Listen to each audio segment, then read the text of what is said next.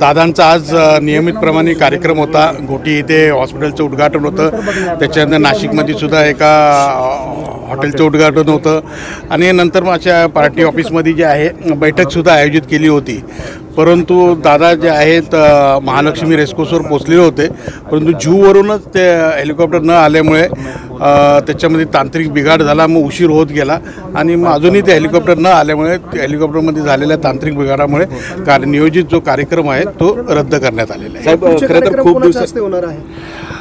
आता या घोटीच्या इथे हॉस्पिटलचं उद्घाटन जे आहे आमदार साहेबांच्या हस्ते आता आम्ही करून घेऊ आणि बाकीचे कार्यक्रम जे शहरातले आहेत त्या भुजबळ साहेब जे आहेत ते अटेंड करतील। साहेब, खरं तर नाशिकमध्ये खूप दिवसांनी अजितदादा आणि भुजबळ साहेब एकत्र येणार होते, पण दौरा रद्द झालेला, बॅनरबाजी सुद्धा करण्यात आलेली होती, सन्मानाने मंत्रिमंडळात स्थान द्या म्हणून भुजबळ साहेबांना। आता ती बॅनरबाजी कोणी केली ही मला काही कल्पना नाही आहे, परंतु दादांच्या स्वागतासाठी आम्ही सगळे उत्सुक होतो। खरं म्हणजे मोठ्या प्रमाणात आम्ही इथे सुद्धा आलेलो, नंतर पार्टी ऑफिसमध्ये सुद्धा जय्यत तयारी केली होती, परंतु आता काही कारणास्तव ते येऊ शकले नाही। परंतु येणाऱ्या काळामध्ये निश्चितच पुन्हा एकदा चांगले असे मोठे कार्यक्रम घेऊन दादांना आमच्या वतीने आम्ही त्यांना बोलू आणि मोठ्या स्वागतामध्ये त्यांचा कार्यक्रम घेऊ। विधानसभा निवडणुकीला तुम्ही राजीनामा दिलेला होता, जबाबदारी मुंबईचं पदही अजून रिक्त आहे।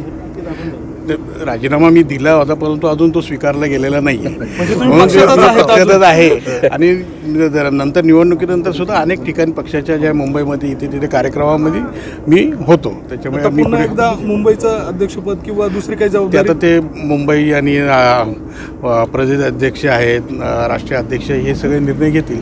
समीर हो, मग विधानसभेमध्ये जे काही तुम्ही अपक्ष लढले किंवा राष्ट्रवादीची चाल होती का काय असं समजायचं? नाही, ती चाल वगैरे काय नव्हती, त्या आमचा म्हणजे आमच्या जे काय तिकडे राष्ट्रवादी काँग्रेस पक्षाचे जे कार्यकर्ते होते आणि त्या कार्यकर्त्यांना जो तिकडे त्रास होत होता आणि पंकज भाऊंनी तिकडे केलेलं काम, तर एक आमची मजबूत अशी फळी तिकडे आहे आणि त्यांच्या आग्रह खातर जे आहे आम्ही तिथे निवडणूक लढवली।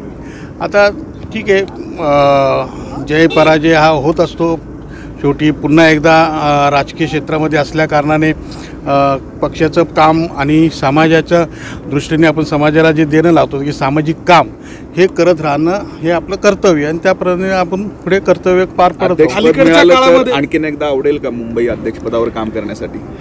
नाही, आता असं आहे की आता मुंबईच्या लोकांची पण इच्छा आहे, परंतु नाशिकच्या लोकांची पण इच्छा आहे, त्याच्यामुळे आता आमचे नाशिकचे आणि मुंबईचे कार्यकर्ते मिळून ठरवतील काय करायचं। गेल्या काही दिवसांपासून तुम्ही येवला मतदार ठिकाणी भेटीगाठी असेल, कामांचा आढावा असेल, काही राजकीय समीकरण बदलत आहे का? छगन भुजबळांना दिल्ली दरबारी काही वेगळं आता अजून त्या सगळ्या गोष्टीला फार वेळ आहे आणि येवल्याला मी आजच जात नाही, गेल्या किती अनेक वर्ष जे आहे मी तिकडे जातो। येवल्यामध्ये जे काही महत्त्वाचे प्रकल्प झाले त्याच्यामध्ये माझा सिंहाचा वाटा आहे, म्हणजे त्याचं प्लॅनिंग, त्याच्यानंतर एज्युकेशन, नंतर ते कम्प्लिशन, या सगळं कामं मीच केलेली आहे, त्याच्यामुळे काही नवीन नाही आहे की मी येवल्याला जातो।